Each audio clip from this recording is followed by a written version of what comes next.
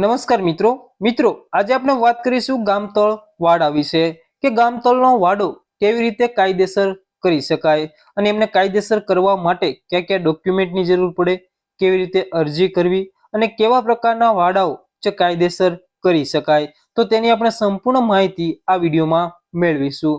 તો વિડીયોને અંત સુધી જોતા રહેજો અને જો ચેનલમાં નવા હોય તો ચેનલને સબસ્ક્રાઇબ કરી વિડીયોને એક લાઈક કરી દેજો.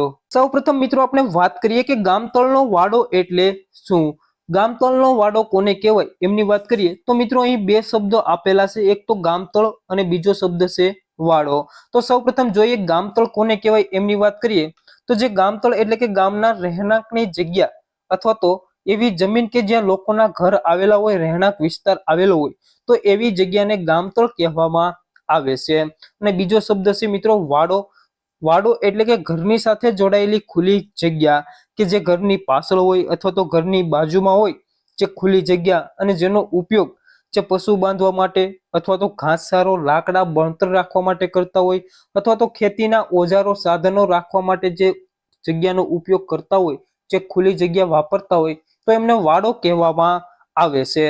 પરંતુ મિત્રો મોટા ભાગના કિસ્સામાં જે એવું જોવા મળે છે કે લોકો એ પેઢીઓથી આ વાડાનો ઉપયોગ કરતા હોય છે, પરંતુ સરકારી દફતર એટલે કે સરકારના રેકર્ડમાં આ જમીન એમના નામે બોલતી નથી અને એના કારણે ઘણી બધી મુશ્કેલીઓ જોવા મળતી હોય છે.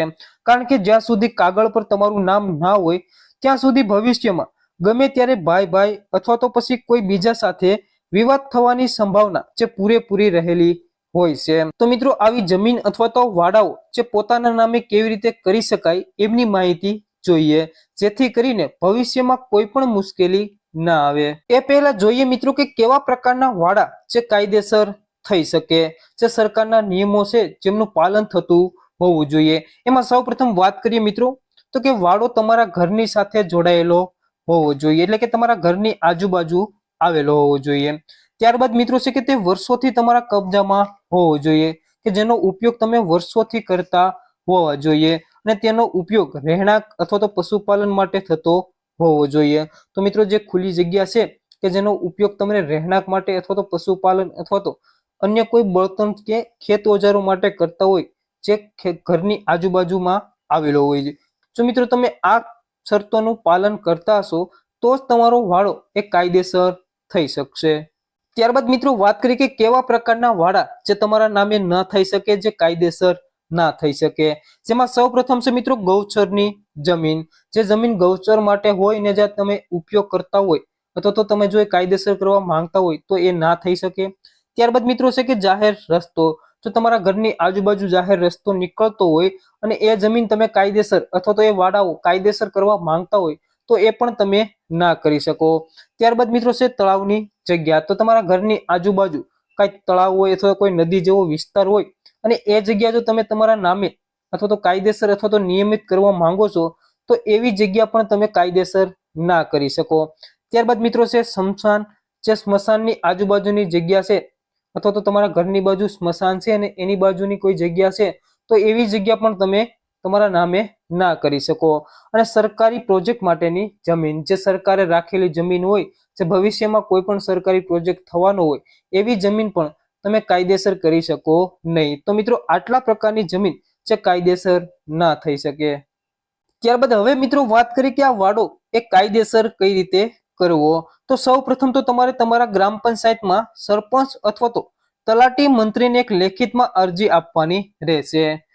તો અરજી જેવી તમે આપશો કે આ વાડાનો અમે ઉપયોગ કર્યો છે, આટલા વર્ષથી અમારે કબજો છે જે અમારા નામે કરવાનો છે, તો જેવી તમે અરજી આપશો ત્યારબાદ અરજી કર્યા બાદ પંચાયતમાંથી તમારી જગ્યા પર તપાસ કરવા માટે આવશે. એટલે ગ્રામ પંચાયતમાંથી તમારા વાડાની જે તપાસ કરવા માટે લોકો આવશે અને જોશે કે તમારી જે જગ્યા છે જે તમે બતાવી છે એ બરાબર છે કે નહીં, એટલે કે કાયદેસર થઈ શકશે કે નહીં થઈ શકે. જે વાડો છે જે સરકારના શરતોનું પાલન કરે છે કે નહીં એ તપાસ કરવામાં આવશે.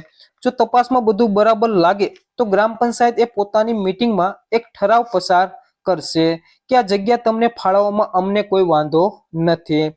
જેવું આ ઠરાવ પસાર થાય એ બાદ તમારી ફાઇલ છે જે ઉપરી અધિકારી એટલે કે જે તાલુકા વિકાસ અધિકારી અથવા તો મામલતદાર કચેરીની અંદર, જે મામલતદાર ઓફિસની અંદર મંજૂરી માટે મોકલવામાં આવશે અને ત્યાંથી તમને જે તાલુકા અધિકારી પાસેથી તમને મંજૂરી મળી જાય ત્યારબાદ તમારે સરકારના નિયમ મુજબ જંત્રીની કિંમતના આધારે એક નક્કી કરેલી જે રકમ છે એ ભરવાની રહેશે, જેને પ્રીમિયમ કહેવામાં આવે છે.